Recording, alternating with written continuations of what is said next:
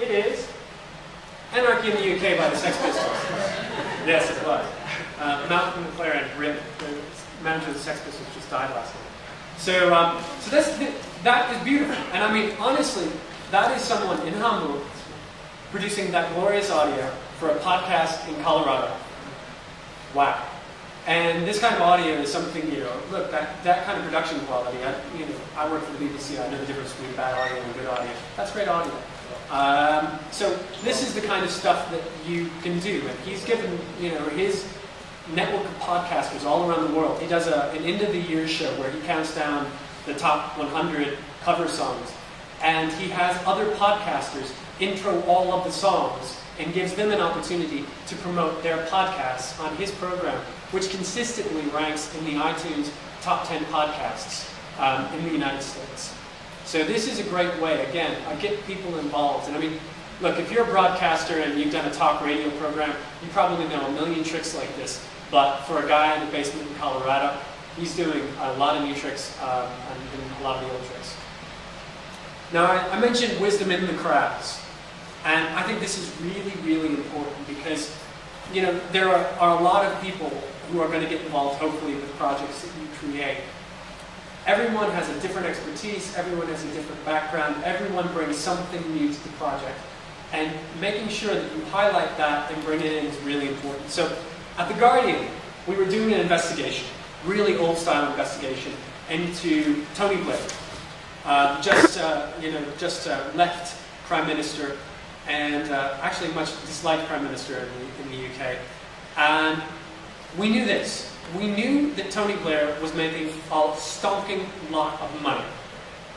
But if you looked at the accounts of his businesses, there was no money there. Where was this money? So we asked our audience, and we said, we know there's something going on here, but we're not accountants. I'm going to tell you a dirty little secret, right? I'm a journalist. I can talk reasonably about almost anything for maybe about 5 minutes. After that, I sound like another fool, right? So if you come up and talk to me about something, after the 5 minutes, I can't vouch for the way to go. So we're generalists, right? We know a little bit about a lot of things. We very rarely know too much about any one specific thing unless we do that. So a lot of the issues that we've been covering, whether it's the financial collapse, the banks, Enron in the United States.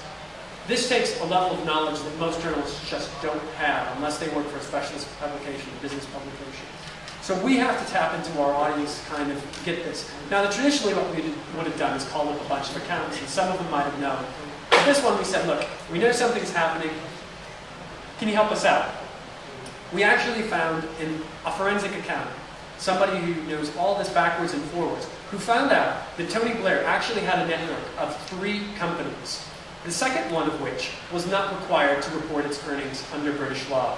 It was a completely new business entity that had only been created in the year 2000, and it wasn't covered by British law. And we found this out by a member of our audience. And as part of our reward, one of our political cartoonists, Steve Bell, we gave him a signed copy of a Steve Bell cartoon. But it helped us with our investigation. Again, show your work, pay it back. So if somebody helps you out, make sure that that person is recognized. Make sure that that contribution is recognized. Now look, if you've got hundreds of thousands of people, or thousands of people, or even hundreds of people, it's going to be difficult to give everyone credit. But when somebody does something really extraordinary, make sure the world knows about it. At The Guardian, we actually have a byline. So a byline is just basically, whenever I write a story, it says, by Kevin Anderson. Right? We've got a byline now that says, by Guardian readers.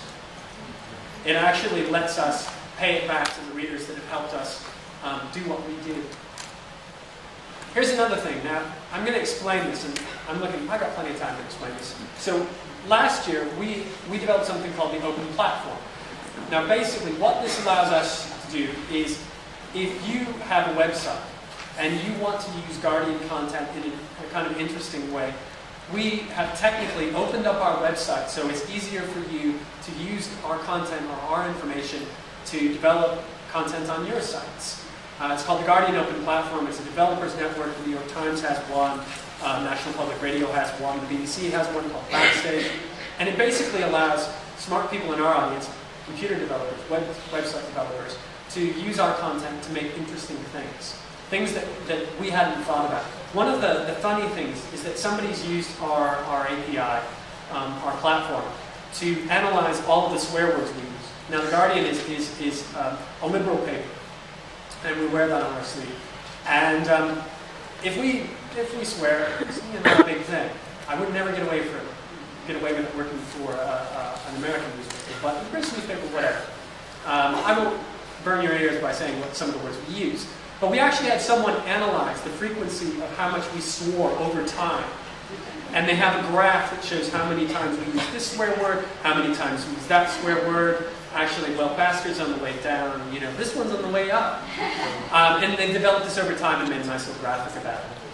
We also have used something called the data store. Now, as I was mentioning before, as stories get more complex, they involve a lot of numbers. Now, again, another dirty secret. Most journalists got into journalism so they didn't have to do math. We're really crap at numbers. I started studying aeronautical and astronautical engineering at university, so I'm one of the few people who can add and subtract. But the thing is that we do have some very clever people who look at stats. But one of the things we wanted to do is, again, show our work. These are the numbers that we use to inform our stories. And the interesting thing about this is, again, one of the ways that we show our work is that we publish all of the data that we use to inform our stories. So, those nice pie charts and infographics and all those pretty pictures that kind of tell complex stories? We don't just put those in the newspaper. We actually publish all the data online. We publish it through Google Documents. We put it on a spreadsheet and say, here, download it, have fun. This is actually a visualization done by Tony Hurst. Tony Hurst works at Open University. It's a public university in the UK that anyone can go to and take courses at. And Tony is great at using readily available online tools. So this is Google Docs. He uses a service called Yahoo Pipes, which is a really simple way for people who don't know how to code to visually sort of massage and manage some numbers. And then he created this map. Now, what are you seeing here? So basically, you are looking at members of parliament. So this is every marker represents a member of parliament and their constituency, so their district, where they're from. The purple ones aren't claiming a lot of money. The red ones are claiming an awful lot of money. Now what's interesting is you can quickly see that there are some people who, even though they're the same distance from London, are claiming a lot more money than someone right next door. So it allowed Tony and anyone else who used that data to quickly see who are the MPs who are claiming an awful lot of money.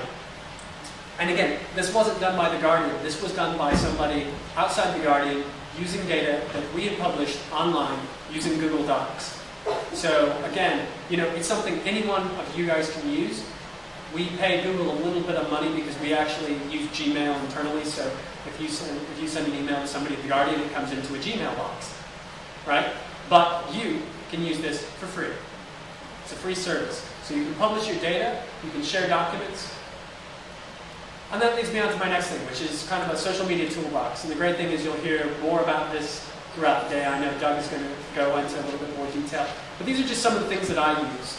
Now, one of the things I'm going to say right off the bat is that this toolbox is going to change depending on where you're at, right? So if, Twitter may be big here, it may not be big here. Facebook may be big, may not be big. I think Facebook is probably quite big here. But these are just some of the things that I use. So Twitter allows me to kind of be out and about. Mobile phones, again, this is sort of one of my primary reporting tools. I can take pictures, I can send Twitter messages, I can take video with this, and I can post it all to the web without sitting down in front of a computer. Flickr, which is a photo sharing service. YouTube Direct, which is an easy way for you to get videos from people. And again, Google Docs, and I'll walk through. Message for Obama. This is a simple project that we did after the 2008 elections. We just said, what's your message to Obama? Take a picture of it, post it on Flickr, send it to our group, and that's it. So we got this message from someone in Canada.